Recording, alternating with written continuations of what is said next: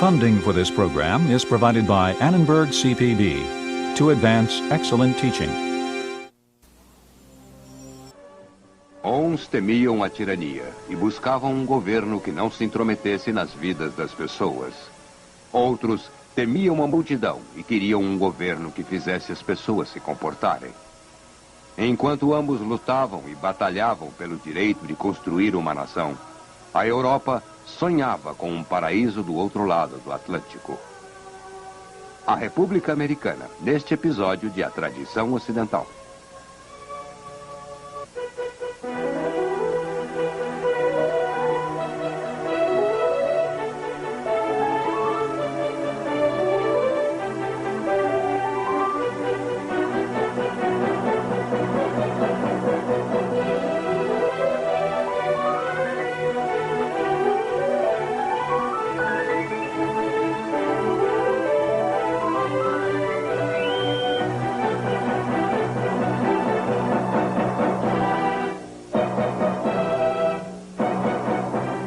E agora o professor da Universidade da Califórnia, Eugene Weber, em sua jornada através da história da civilização ocidental. Dada a incompetência dos soldados e políticos ingleses na Guerra de Independência Americana, dado o auxílio francês, dado fatores como a distância e uma grande medida de sorte, podemos fornecer algumas explicações sobre como os colonizadores venceram, finalmente. Mas, quando o combate terminou, podemos também ver o desenvolvimento do conflito no solo americano entre moderados e radicais, entre conservadores e estabilizadores, o grupo de mudança em movimento. Era, em essência, uma clássica situação revolucionária depois que a Revolução terminou. Um grupo era composto em grande escala pelos primeiros líderes revolucionários que estavam muito dispostos a ir à guerra para conseguir a independência. Homens como Jefferson ou Richard Henry Lee, da Virgínia. Essas pessoas gostavam dos artigos da Confederação e haviam sido aceitos durante a guerra porque eles eram bem suaves e ineficazes e porque personificavam a convicção de que o maior ganho político da Revolução era a independência dos vários estados. Quanto mais fraca fosse a Confederação, mais independente eram os estados. Quanto mais independentes eram os estados, mais eles gostariam. Os homens que se opuseram a este grupo tinham no total participado mais relutantemente. Homens como Alexander Hamilton ou Robert Livingston, de Nova York. A maioria deles acreditava que uma nova nação deve ter um governo central com o poder de coagir tanto o governo do Estado quanto o cidadão. Eles eram conservadores em sua política, conservadores em seu posicionamento social, homens de princípios e homens de propriedade, cuja propriedade algumas vezes se colocava como um princípio maior. Essas duas tendências, essas duas atitudes, são melhor representadas por duas personalidades: Thomas Jefferson e Alexander Hamilton. Elas estão refletidas em dois documentos: a Declaração da Independência, a proclamação idealista que faz uma revolução, e a Constituição, o documento legalista, que é o produto de compromisso e medo de revoluções posteriores. Obviamente, as duas atitudes estavam em polos opostos. Haveria pouco compromisso entre aqueles que sentiram que o homem precisa apenas ser liberto de suas correntes para caminhar em direção à perfeição, e aqueles que achavam que até os votos mais sábios e fortes não impediriam que um homem fizesse papel de idiota, fazendo seu vizinho infeliz ao mesmo tempo. Quando olhavam o futuro, Jefferson e seus seguidores temiam as corrupções do poder. Acreditavam que se o homem fosse salvo da tirania, ele se sairia bem sozinho. Então, eles eram feitos para um governo que fizesse o mínimo possível. Quando Hamilton e seus seguidores olhavam para o futuro, temiam as corrupções da natureza humana. Acreditavam que se um homem fosse salvo de si mesmo, haveria um grande futuro para a sociedade americana. Naturalmente, eram a favor de um governo ativo e intervencionista, que faria com que as coisas acontecessem de modo que deviam acontecer, que fariam as pessoas se comportarem do modo como deveriam se comportar. Pessoas que pensavam assim argumentavam que a tentativa de um governo solto, baseado nos artigos da Confederação, era um fracasso.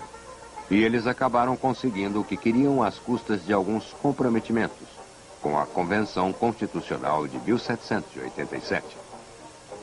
Portanto, enquanto podemos dizer simbolicamente que Jefferson, no sentido que as ideias representavam, fez a Revolução, também podemos dizer restrições, que Hamilton fez a Constituição, e que até um certo ponto o interessante no experimento americano era que ele tem sempre preservado essa combinação de prática cabeça dura, de acordo com Hamilton e Hobbes, e uma teoria muito idealista do que diziam Jefferson e Locke.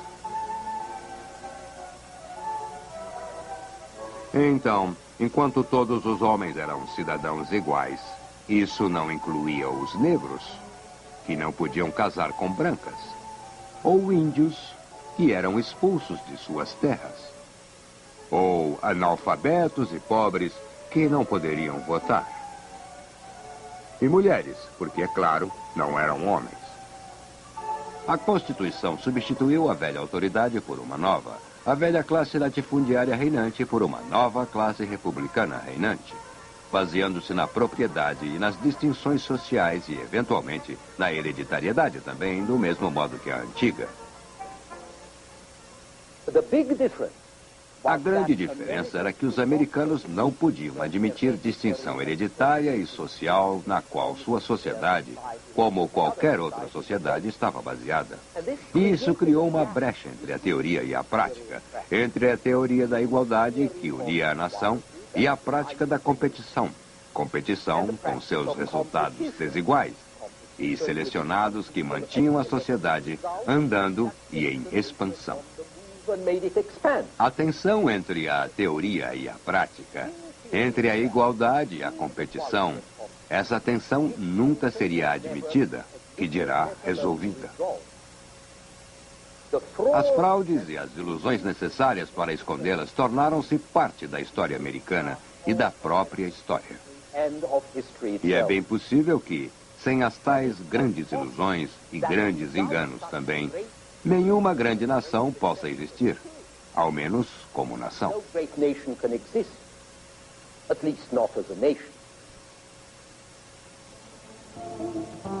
Se olharmos para ver como isso funcionava na prática imediata, daremos uma olhada antes de mais nada na crença no grande destino da nova nação e na convicção geral de que os americanos fariam tudo o que quisessem, sem serem abalados pelas tradições e repressões do velho mundo.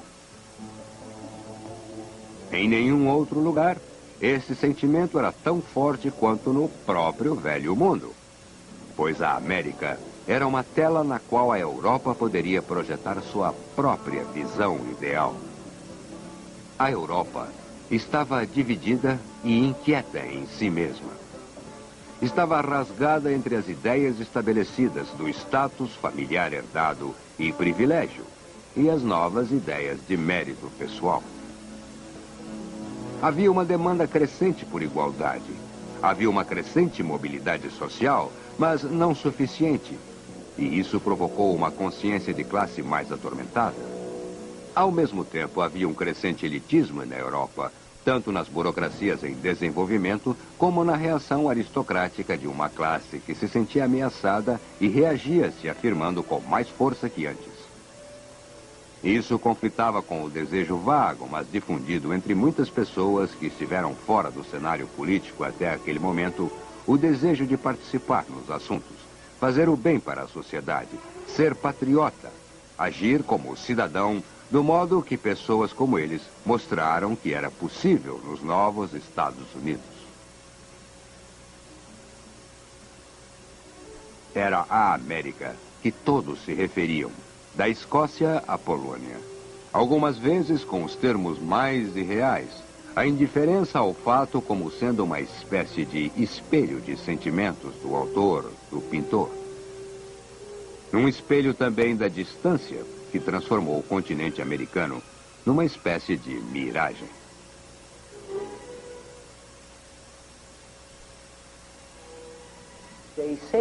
Eles dizem, escreve um belga em 1782, que na Virgínia os membros escolhidos para estabelecerem um novo governo se reuniam num bosque tranquilo, longe das vistas das pessoas, num local preparado pela natureza com bancos de grama, e que neste lugar paradisíaco eles deliberaram sobre quem deveria presidir sobre eles. E aqui há algo mais heróico, mas igualmente tolo, de um francês com fortes influências de Plutarco e dos nobres romanos. O dia em que Washington renunciou ao seu comando no hall do Congresso, uma coroa feita de joias foi colocada sobre o livro da Constituição. De repente, Washington pegou a coroa, quebrou-a e jogou os pedaços frente ao povo reunido. Como o ambicioso César parece mesquinho frente a esse heróico americano.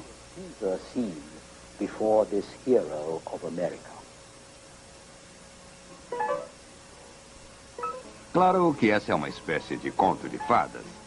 Aqui vemos uma versão muito mais provável do evento. Mas sob o artifício literário e a retórica, pode-se achar uma espécie de emigração espiritual. Pode sentir-se o desconforto psicológico dos europeus, a ânsia de viver num país melhor, onde o mérito sólido seria reconhecido, a rejeição moral existente na sociedade europeia, que seria a causa última da revolução na época. Na Europa, nos dizem, o talento pode ser um dom triste e fútil. Mas na América, os mais honestos, os mais verdadeiramente respeitáveis, eram também os maiores e os mais respeitados, sem referência a nascimento ou patente. Na América, não havia as injustiças sociais que pesavam cada vez mais na Europa. Não porque estivessem ficando mais pesadas, mas porque as pessoas estavam se conscientizando delas mais que nunca. Na América, as distinções artificiais foram abolidas. Como colocou um professor alemão em 1776, os americanos são o mais afortunado dos povos em toda a Terra, ao menos entre as nações civilizadas. Eles nem conhecem os nomes de muitos fardos carregados pelos súditos da Europa. O professor não entendia por que metade da Europa não tinha ainda imigrado através do Atlântico. É claro que havia gente, e Jefferson era um deles, que tentava combater as ideias mais absurdas sobre a América que circulavam na Europa. Mas os realistas eram combatidos por aqueles europeus que preferiam sonhos à realidade. E sem dúvida que viam que, se você quisesse afetar a realidade, somente sonhos poderiam oferecer um material verdadeiramente pungente. Deseja, senhor, destruir esse encantamento? Diz um francês em 1786. Homem cruel, ainda que isso fosse uma ilusão, ainda assim a dissiparia. Seria caro para nós. Seria útil em consolar o homem de virtude. E ele poderia ter acrescentado, seria útil também para mostrar o que pode fazer e o que pode conseguir se tentar sua própria revolução. O que havia aqui era uma frustração traduzida numa esperança sem limites. Esse sentimento produziu uma espécie de filosofia da história. A crença em que a Revolução Americana marcou um enorme ponto decisivo em toda a história da raça humana. Um dos papéis públicos americanos mais reverenciados, a nota de $1, tem do seu lado oposto a data de 1776 e a inscrição Novus Ordo Seclorum, que significava que naquele ano decisivo de 1776, não só era uma nova nação que nascia, mas uma nova ordem da sociedade humana, livre dos pecados e loucuras da velha Europa.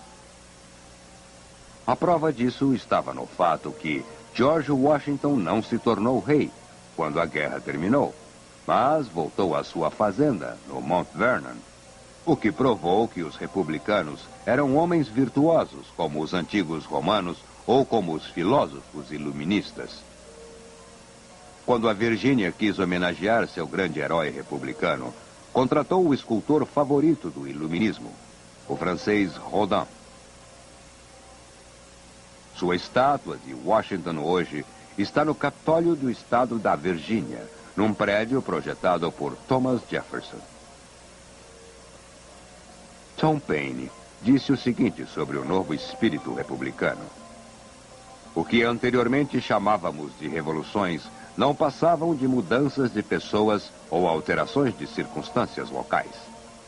Eles se levantavam e sentiam as coisas, é claro, e nada tinham em sua existência ou em sua crença que poderia influenciar além do que os produziu. Mas o que vemos agora no mundo, pelas revoluções da América e da França, são uma renovação da ordem natural das coisas, um sistema de princípios tão universais quanto a verdade e a existência do homem, e combinando a moral com a felicidade política e a prosperidade nacional. A coisa extraordinária que existe nesta passagem é que, em grande parte, isso é verdade. O ponto principal no qual Paine parece se enganar é não em se animar com o significado da Revolução Americana, mas em colocá-la junto com a Revolução Francesa. A Revolução Americana era diferente, tanto daquela da Inglaterra do século XVII, quanto a da França do século XVIII, porque ela aconteceu com um novo país e um novo mundo que ainda não estavam estabelecidos. Isso significava que, desta vez, as esperanças exaltadas dos idealistas e revolucionários eram possíveis devido aos vastos recursos de um continente inexplorado e por ilimitadas possibilidades de expansão e experimentos sociais. Os líderes americanos tiveram a oportunidade de construir, não apenas de lutar.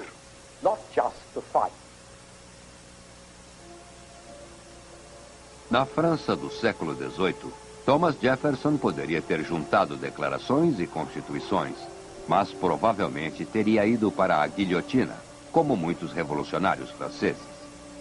Na América, ele era capaz não só de fazer o grande papel que fez na formulação do pensamento político americano, mas também um papel efetivo como político prático no governo e no desenvolvimento deste país.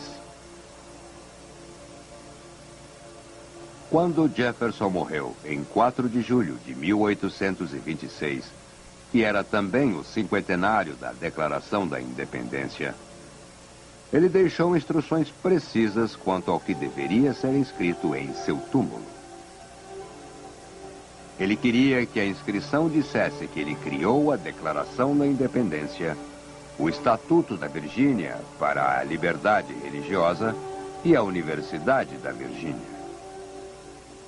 Essa é uma seleção muito americana, muito século XVIII da América. Vinda de um homem que fez muitas coisas em sua vida, inclusive ser o presidente dos Estados Unidos, que ele ajudou a fundar. A inclusão de Jefferson no Estatuto para a Liberdade Religiosa é particularmente reveladora. Eu não sei de outro revolucionário particularmente interessado em liberdade de pensamento para os outros. E eu também não conheço outro revolucionário que tenha fundado uma universidade e a projetado ele mesmo, em 1816, como o que ele chamou de Vila Acadêmica, com aposentos independentes para professores e alunos, com jardins e com um pátio cercado por elegantes prédios neoclássicos, mas abertos de um lado para as montanhas e para a terra. Por outro lado, esse era um homem que achava que uma pequena revolução era boa, vez ou outra, e que escreveu: a árvore da liberdade deve ser refrescada de tempos em tempos com o sangue de patriotas e tiranos. É o esterco natural. Ele escreveu isso em 1787, alguns anos antes da Revolução Francesa ter produzido um bocado de esterco de sangue. Mas ainda assim é notável que esse homem que se tornaria presidente pudesse ser tão sincero. Você se perguntou um dia, à luz do que conhece sobre a política, como Jefferson conseguiu sobreviver e prosperar politicamente por tanto tempo? Foi porque ocasionalmente tinha que engolir o que disse? Ou ainda porque aqui, na América, e somente aqui, seu conceito de democracia, bem como de uma república livre, cujos participantes liberados da servidão econômica e política do velho mundo, livres para explorar os recursos deste novo mundo. Somente aqui, isso tudo não era só um sonho utópico. Esta era uma política prática que poderia agradar e que agradou aos plantadores da Virgínia, aos democratas da Pensilvânia, aos homens nas fronteiras. E ainda mais porque era uma política possível, porque os novos Estados Unidos herdaram, por sua vez, a posição privilegiada de um país que ela derrotou. A América também poderia ser, e até mais, uma ilha como a Inglaterra, ineficiente, pouco governada e extremamente livre. Podia fazer o que bem desejasse, sem muita influência externa.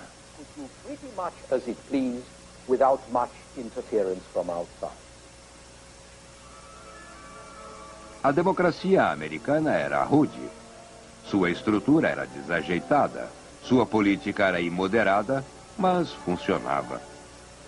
Ou era o que parecia para os observadores estrangeiros, como o francês Alexis de Tocqueville, que veio vê-la em 1831, quando a União tinha apenas meio século de idade e achava que tinha encontrado aqui a forma das coisas que viriam. A democracia americana não apenas funcionava, ela andava. Em meados de 1850, os Estados Unidos alcançaram seus atuais limites continentais. Depois de 1853, quando a ferrovia alcançava Chicago e St. Louis, somente o Alasca e o Havaí estariam faltando na constelação atual de estados. Nesta terra em expansão, onde cada 10º homem ou mulher era um imigrante, um novo nacionalismo tomava forma. Ouvimos por tempo demais as refinadas musas da Europa, escreveu Ralph Waldo Emerson. Andaremos sobre nossos próprios pés, trabalharemos com nossas mãos, falaremos de acordo com nossas próprias convicções. E essas declarações recorrentes de independência também faziam parte da síndrome americana, do que se tornou uma tradição americana. Então, lá estava, por quase 3 séculos, o mundo ocidental esteve ligado à Europa. Agora, uma porção dele estava livre. E dentro de poucas décadas, os vastos domínios da Espanha e de Portugal também ficariam livres de seus mestres europeus, se não livres por elas mesmas. Em abril de 1789, Washington, primeiro presidente da nova república, tomou posse do governo 6 dias antes da inauguração dos Estados Franceses Gerais em Versalhes, em prelúdio para uma revolução bastante diferente. Em 1801, Jefferson foi eleito o 3º presidente dos Estados Unidos. Foi ele que dirigiu o planejamento da capital americana, que recebeu o nome de Washington. Uma cidade que seria baseada em linhas racionais e iluministas, por um francês chamado L'Enfant, cujo projeto imitava os romanos, que servia de modelo para os novos republicanos. Maciça, digna, viril e bastante solene. A arquitetura de Washington deveria refletir o poder das leis elaboradas lá e a solidariedade da nova república. E certamente havia algo de muito excepcional quanto ao que defendia na época e continua sendo excepcional hoje, quase 2 séculos mais tarde. Jefferson planejou-a bem.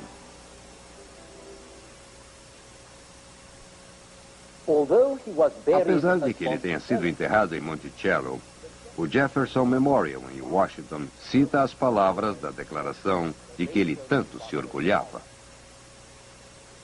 Consideramos essas verdades como evidentes por si mesmas, que todos os homens são criados iguais, e eles são dotados por seu Criador com certos direitos inalienáveis.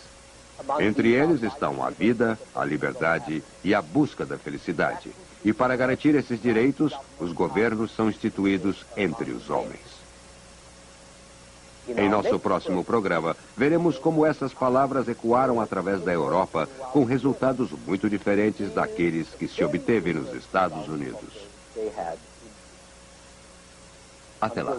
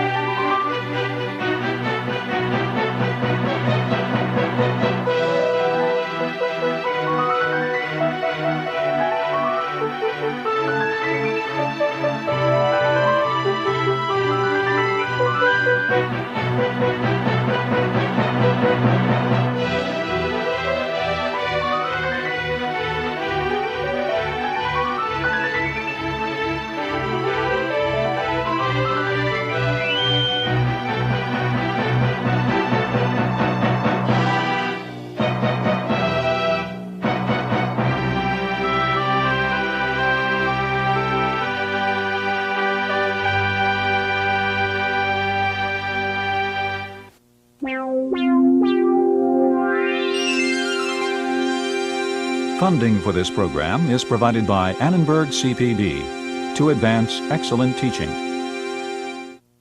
For information about this and other Annenberg CPB programs, call 1-800-LEARNER and visit us at www.learner.org.